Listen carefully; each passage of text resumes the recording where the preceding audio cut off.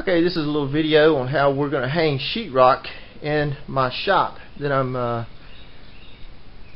going to enclose and put. I've got air conditioning in it. You can see the air conditioning unit there. Now we're going to hang sheetrock, and guess who's going to do it? Myself and my lovely wife. Don't think it can be done? Well, that's to be seen. You got to watch the rest of this video to find out. But I'm just kind of giving you a little shot here of what this is. Inside of my shop is 20 by 28. I've ran sheetrock laths up here, every 24 inches on center, and I've purchased the sheetrock.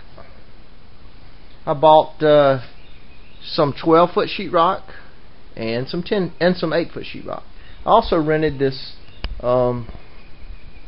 sheetrock jack from the same place that I got this sheetrock from. So we'll see how it works out.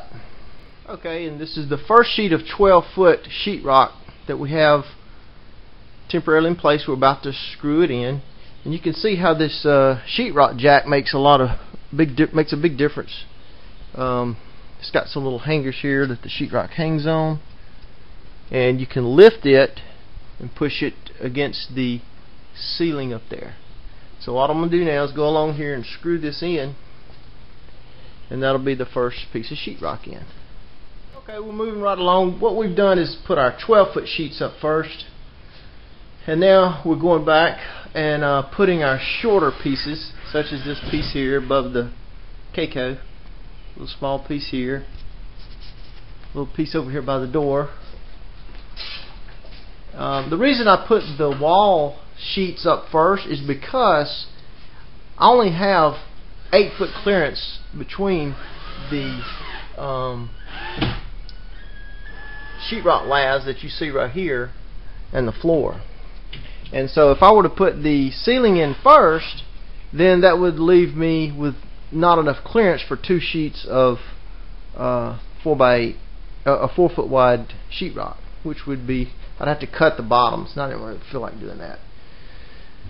So I'm just running my top band first, and then I'll put the ceiling up, and then I'll run my bottom. Okay, we've made our top run across the top of the walls here, and now we're going to go up with our ceiling plywood. And here we are. We've got the sheetrock jack right here, and it's holding up the sheetrock, and we're just simply screwing them in. I'm telling you, man, can't hardly do it without the sheetrock jack unless you have a huge crew.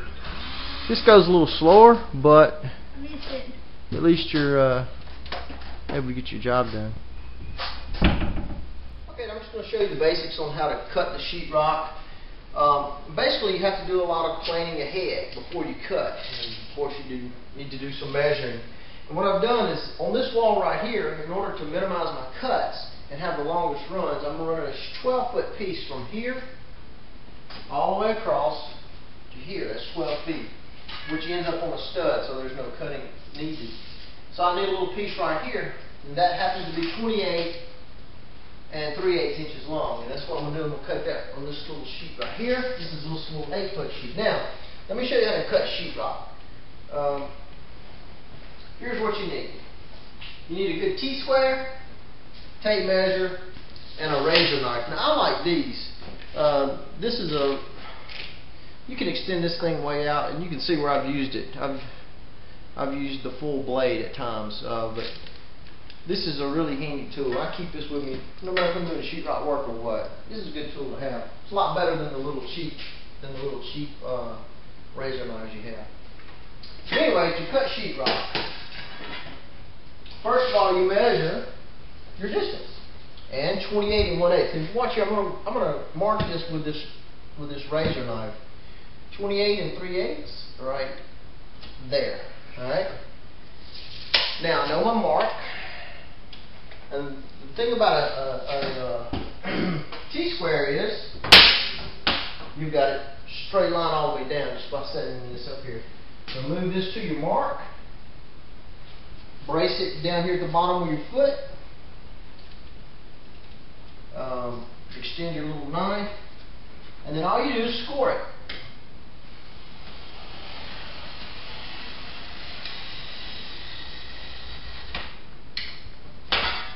Now, in order to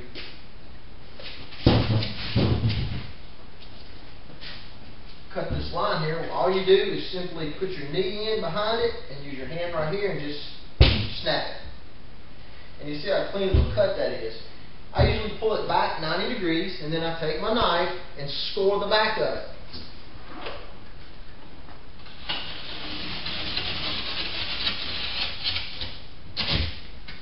And there you have it. The sheetrock's cut. Now, when you do cut the sheetrock, you have some rough edges here.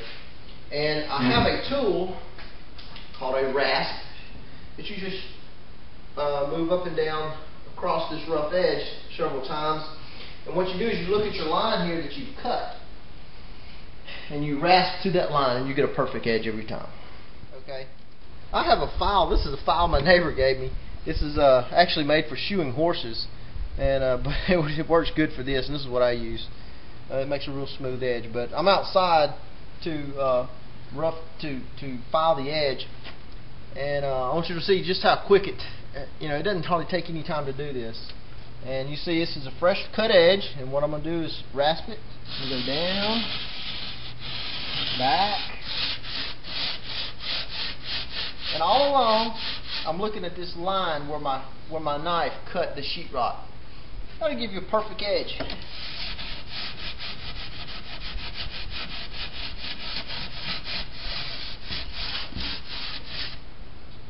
See that? That's done. Okay. And now I'm going to show you how to put a piece of sheetrock up on the bottom run.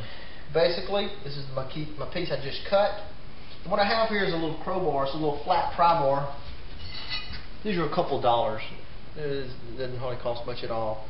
But you can see it's really good at lifting up like this. So what you do is you put your sheetrock in where it's supposed to go, like that. Alright. And then using your drill, this is a sheetrock drill, and it has a little dimpling edge on it. You just simply use your foot to lift the sheetrock up. Oh, I think I'm under it.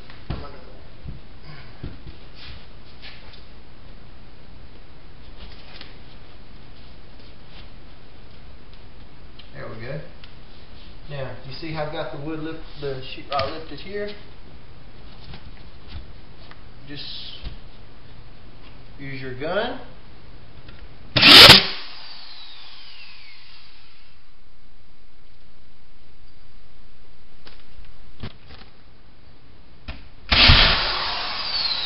Oops, that one missed. I missed. The pros can do this light and fast. I am not a pro. Simply at homeowners.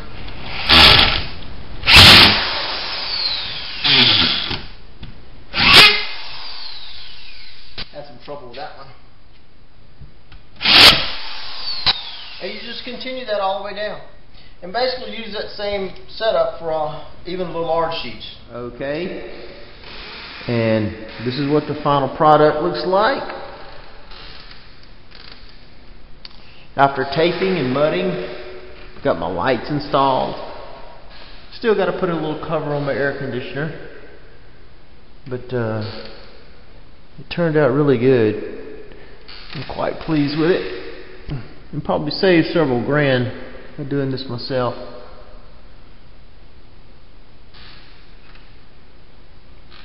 So don't be afraid to do some sheetrocking by yourself, because it's possible. It's going to be a nice shop. Thank you for watching.